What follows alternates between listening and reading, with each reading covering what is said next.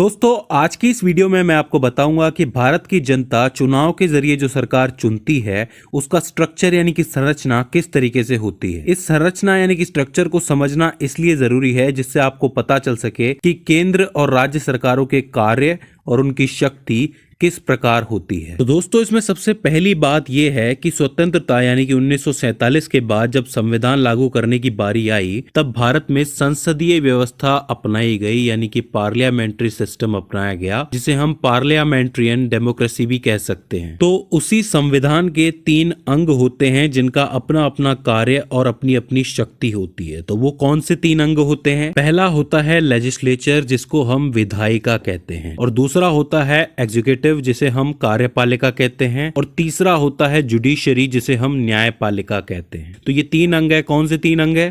पहला विधायिका, दूसरा कार्यपालिका और तीसरा न्यायपालिका। तो अब इन तीनों में क्या क्या डिफरेंस है? देखिए, जो लेजिस्लेचर होता है यानी कि विधायिका होती है, वो एक लॉ मेकिंग बॉडी होती है, यानी कि वो कानून बनाती है। आपने देखा होगा कि कोई विधेयक, कोई बिल पास होता है तो वो विधायिका से ही होता है। तो वो कानून बनाती है देशवासियों के हित के लिए, या कोई पुराना कानून बदलने के लिए, या फिर कोई पुराना कानून हटाने के लिए। तो वहां पे सभी मेंबर्स की सहमति से कोई भी विधेयक बनाया या पास किया जाता है, वहां पे लॉ बनाया जाता है। वहीं बात करोगे एग्जीक्यूटिव यानी कि कार्यपालिका की, तो यहाँ पे होता यह है कि लेजिस्लेचर ने जो कानून बनाया है, जो विधेयक पास किया है, उसको इम्प्लीमेंट करना यानी कि उसको लागू करने का काम जो है पूरे समाज में, वो कार्यपालिका करती है। वहीं ये जो तीसरा पार्ट है जुडिशरी यानी कि न्यायपालिका, इसका काम ये है कि जो लॉ लागू किया गया है, जो कानून लागू किया गया है कार्यपालिका के द्वारा, उसका पालन ठीक से हो रहा है कि नहीं हो रहा है। अगर नहीं हो रहा है, कोई इसको तोड़ रहा है, तो उसको सजा देने का काम जुडिशरी करती है। अब देखिए, सबसे पहले बात करें विधायिका की यानी कि लेजिस्लेचर की, तो आप समझ लीजिए कि सरकारें 2 लेवल्स पे चुनी जाती हैं।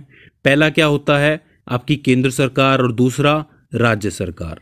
केंद्र सरकार ये पूरे देश के लेवल पे चुनी जाती है और राज्य सरकार अलग अलग राज्यों के लेवल पे चुनी जाती है। अगर पूरे देश के लिए कोई कानून बनाना हो तो वो केंद्र सरकार बनाएगी, जैसे कि द फाइनेंस बिल 2021 जो कि 2021 का बिल है, तो ये पूरे देश के लिए है फाइनेंस बिल, तो इसको केंद्र सरकार पास करेगी। वहीं अगर मान लो कि राजस्थान के लिए कोई बिल पास करना हो सिर्फ राज्य स्तर पे, तो वो राज्य सरकार कर पाएगी, वो केंद्र सरकार नहीं करेगी। केंद्र स्तर पर जहां कानून बनाए जाते हैं उस जगह को हम संसद या इंग्लिश में पार्लियामेंट कहते हैं। वहीं दूसरी तरफ राज्य स्तर पर जहां कानून बनाए जाते हैं उस व्यवस्था को हम विधान मंडल कहते हैं। अब देखिए, इस संसद में कानून बनाने के लिए 2 तरीके के सदन यानी कि हाउसेस होते हैं। एक लो हाउस होता है और एक अपर हाउस होता है।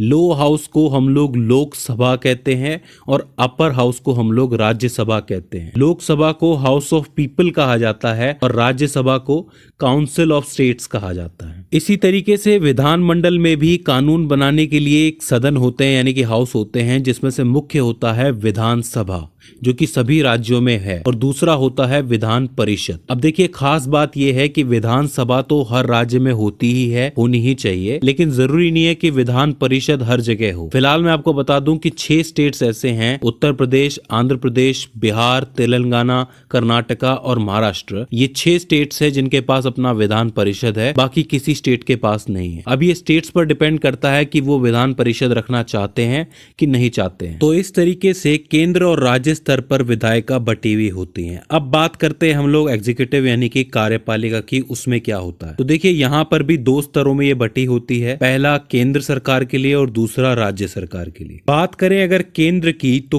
केंद्र में जो प्रमुख होते हैं, जो सर्वोपरि होते हैं, वो होते हैं राष्ट्रपति, उसके बाद आते हैं उपराष्ट्रपति, और उसके बाद आते हैं प्रधानमंत्री, और उनके नीचे होता है मंत्री परिषद। अब उस मंत्री परिषद के अंदर कैबिनेट मिनिस्टर्स भी होते हैं यानी कि कैबिनेट मंत्री भी होते हैं, राज्य मंत्री भी होते हैं और उप मंत्री भी होते हैं। लेकिन मैं आपको बता दूं कि हमारे यहाँ कॉन्स्टिट्यूशन में सबसे ज्यादा पावर जो है वो प्रधानमंत्री को ही दी गई है। वहीं अगर हम बात करें राज्य स्तर की, तो राज्य स्तर पर जो प्रमुख होते हैं वो कहलाते हैं राज्यपाल, और राज्यपाल के नीचे आते हैं मुख्यमंत्री, और मुख्यमंत्री के नीचे आता है उनका मंत्री परिषद। यहाँ पर भी ज़्यादातर जो कार्यभार है वो मुख्यमंत्री के हाथ में होता है, यानी कि एक राज्य का पूरा कार्यभार मुख्यमंत्री के हाथ में होता है, जिसे वो मंत्री परिषद की मदद से चलाते हैं। अब हम बात करते हैं जुडिशरी यानी कि न्यायपालिका के बारे में। देखिए, भारत की जो न्यायपालिका है वो 3 स्तरों में विभाजित है। इसमें जो सर्वोपरि प्रमुख है वो कहलाता है सुप्रीम कोर्ट, जो कि दिल्ली में है। इस सुप्रीम कोर्ट में जो फैसला सुनाते हैं जज, वो कहलाए जाते हैं CJI यानी कि चीफ जस्टिस ऑफ इंडिया। ठीक है, अगर देश पर के स्तर पे कोई भी मुकदमा चल रहा है तो वो उसे सॉल्व करने का काम सुप्रीम कोर्ट करते हैं।